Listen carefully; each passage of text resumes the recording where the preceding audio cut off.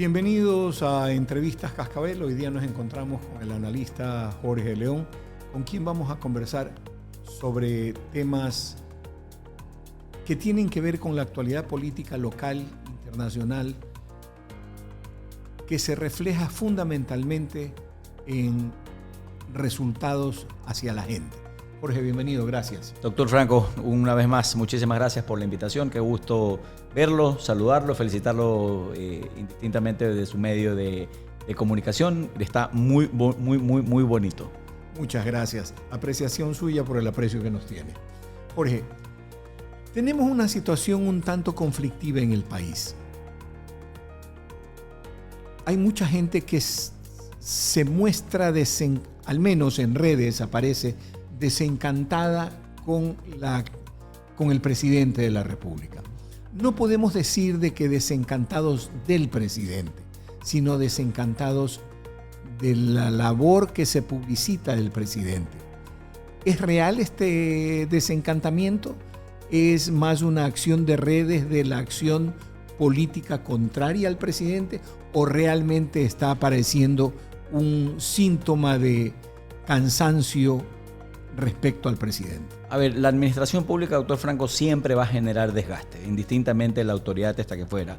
Un presidente de junta parroquial, un alcalde, un prefecto, el presidente de la República no está menos exento de este desgaste que genera normalmente la administración pública en líneas generales. Sin embargo, siempre hay indicadores a lo largo de la trayectoria o a lo largo del gobierno en donde usted va midiendo qué tan receptiva está la gente, qué tan a favor está, qué tan en contra está o no está en contra de eso. Yo creo que hay un desgaste en la forma de gobernar del presidente de la República. No creo que solamente sea un tema de trasladado a la opinión digital o a la red social como tal. Dicho de esto, evidentemente el resultado del 16 de noviembre, el 4-0 en la consulta popular, en donde había preguntas completamente sencillas o preguntas de cajón que en teoría al ciudadano que está desconectado de la política, como usted bien lo señalaba, pues evidentemente le caían bien. La eliminación del número de asambleístas, por ejemplo, también la reducción del fondo partidario para varias organizaciones políticas, eran preguntas que usted decía, no hay cómo perder en esas preguntas porque más allá de ser probablemente unas preguntas gancho, usted decía, en esas va a ganar el sí. Sin embargo, en las 4 preguntas, evidentemente el resultado contundente de la gente fue no, pero no, yo le aseguro directamente que no fue hacia las preguntas o hacia lo que la pregunta conllevaba, ¿no? Sino directamente al momento de decirle no estamos de acuerdo con la forma de gobernar. Ya hay un tiempo que hemos esperado, pasaste 1 año, 8 meses después de esta muerte cruzada del presidente Lasso, el periodo de prueba, por así llamarlo, ya terminó. Queremos ver resultados inmediatos en esto. Y lastimosamente, pues hemos tenido un plan Fénix y hasta la fecha da resultados contundentes. Y digo contundentes, no me refiero solamente al atrapar al delincuente como lo vemos en algunos medios de comunicación, sino es qué más se va a hacer para mitigar, porque perfecto, se atrapa al delincuente porque sabemos cómo funcionan estas estructuras criminales, pero mañana llega Pedro, mañana llega Juan, mañana llega María, la misma cabeza, y al final de cuentas la delincuencia organizada sigue permeando en la sociedad. Eso se ve reflejado hoy en día, doctor, en negocios cerrados, en que la gente no quiere invertir en el país y evidentemente genera esta dicotomía con viajes del presidente para poder traer inversión cuando estamos en un conflicto interno. Creo que ese desencantamiento de la gente va un poco más por la forma de gobernanza y porque no ve resultados inmediatos. Exactamente, a eso quería llegar. Se publicita no solo a nivel local, sino a nivel internacional, que tenemos grandes y positivos resultados en lo macroeconómico. ¿En qué momento ese resultado positivo en la macroeconomía tiene que hacer clic con la microeconomía, con la economía interna? ¿O cómo tiene que lograrse ese clic para que esa acción positiva en lo exterior genere resultados positivos en lo interior? Usted señalaba un dato importante, doctor, y evidentemente el riesgo país ha bajado. De hecho, este fin de semana volvió a bajar unos puntos más, de 400 y algo, puede terminar bordeando de cerca de 300 y pico de puntos que se miden normalmente minuto a minuto, segundo a segundo. Pero eso solamente genera un nivel de confianza sobre las instituciones del Estado. Se vuelve en realidad cuando la gente empieza a percibir que está viviendo mejor, que está viviendo seguro, que de esos 100 ecuatorianos que hoy en día solamente 37 tienen opción a tener un trabajo fijo, la tasa vaya subiendo y mañana más adelante pues la inversión local genere más fuentes de empleo y la gente al final de cuentas pueda terminar llevando el pan a la casa. En eso se resume de forma sencilla. No le quiero hablar de que se accede a créditos o no accede a créditos. Probablemente la banca en este año, en el 2026, termine colocando mucho más crédito porque la banca no es negocio tener la plata encerrada, sino más bien colocarla para que esta dinamice también un poco la economía y generen intereses y sobre eso estar. En eso se traduce directamente el bienestar de la gente mañana más adelante, en que dejemos de parte del gobierno nacional, se deje de otorgar simplemente bonos a manera de ir escalando un poco más acorde a la coyuntura política y acorde a la coyuntura electoral, sino más bien de que realmente esos bonos sean parte de una política de Estado, de una política pública para sacar a la gente del subdesarrollo, para sacar a la gente de la delincuencia, o como en varias entrevistas lo he señalado, doctor, es ir viendo de forma integral cómo solucionamos el problema de la delincuencia, cómo solucionamos el problema de la economía, a través de la educación, a través de la cultura, a través del emprendimiento, a través de un sinnúmero de cosas que al menos desde hace varios gobiernos atrás he visto que falta esa integralidad de cómo se aborda directamente este tema. Mucha gente no toma en cuenta la dualidad existente en un solo concepto. La gente habla de corrupción, pero no se dan cuenta de que dentro de esa corrupción hay una dualidad de conceptos. Uno es la corrupción en sí y otro es la delincuencia producto de la corrupción. Estamos claros de que ambos conceptos requieren, para poderlos brincar, para poderlos menguar, arreglar o subsanar, tenemos que partir de hechos concretos, como por ejemplo mejorar la calidad cultural, no solo educativa, sino cultural del país. Si sabemos de que en grandes países europeos en los que existe también la delincuencia con menor índice de corrupción, se ha llegado a eso a través de la cultura. ¿Cómo podemos hacer en el Ecuador para que se entienda eso a los círculos, se entienda eso en los círculos que proveen de educación, que proveen de cultura, que proveen de esos principios para que la gente entienda de que debemos comenzar a eliminar los conceptos básicos de corrupción, como es la coima al policía, la coima al policía municipal, etcétera, y llegar a un punto en el que la gente prefiera decir soy honesto, pero no coimar. Interesante la pregunta, doctor, y también me quedo reflexionar, porque digo, es una encrucijada evidentemente en la que el día de mañana vamos a estar, porque este es un problema estructural.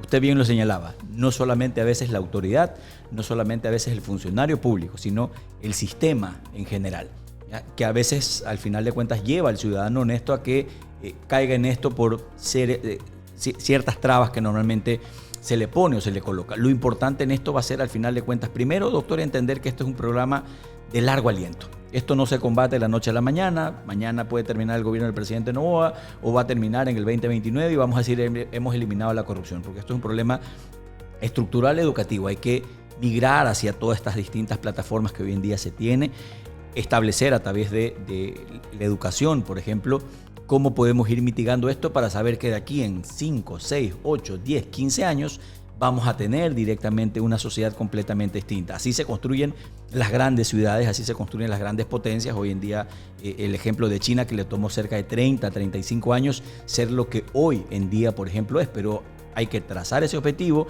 y absolutamente todo el mundo remar hacia ese mismo lado para empezar a mitigar. Creo que también el hecho de castigar severamente, yo lo conversaba el fin de semana con mi pareja y le decía, ¿por qué estos casos de corrupción, por ejemplo, sonados hoy en día, o al menos en estas últimas semanas, ha sido el de estas famosas narcobabies o de estas muñecas de la mafia, como la misma prensa las ha titulado, pero ¿qué se hace mañana o más adelante para recuperar ese dinero que estaba puesto ahí? ¿Por qué no pensar en tomar medidas mucho más drásticas y de alguna que otra manera bloquear, si se quiere decir es el término, doctor, pero ¿por qué no permear directamente hacia los demás familiares de la estructura social para ver si desde la misma familia le dicen a la persona que mañana va a delinquir, oye, no te metas en eso porque mañana el problema se lo vas a traer a mamá, a papá, al hermano, al tío, al primo, a tus hijos. Ahí tenemos el problema precisamente.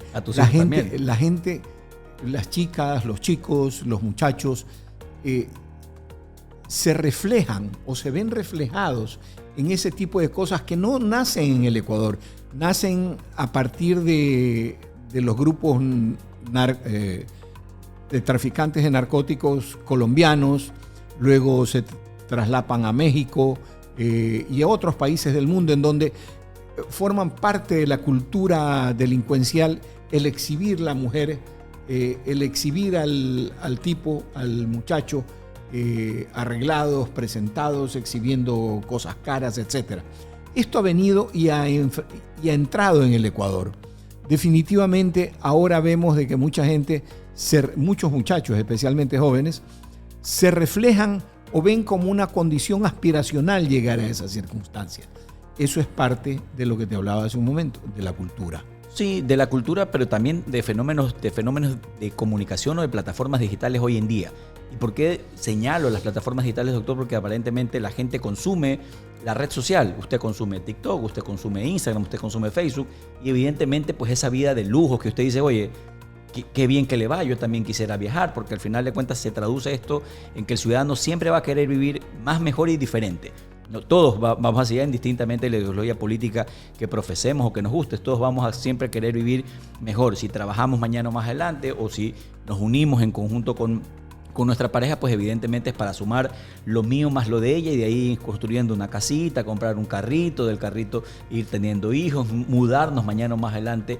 De las casas es la vida normalmente en sociedad que se conlleva o naturalmente, doctor, pero también estas plataformas digitales, esta educación, al final de cuentas, y algo que señalaba también el día de ayer en casa, evidentemente es esta educación en valores que debería regresar al hogar, que evidentemente está partido del hogar por las familias que han migrado, no solamente en este gobierno, desde hace varios gobiernos atrás, que se van descomponiendo al final de cuentas, y hoy lo que vivimos socialmente es producto de aquello, no solamente el tema de los jóvenes, porque lo mismo que usted menciona hoy en día a través de plataformas digitales o de estos casos sonados, también ocurre en los barrios populares.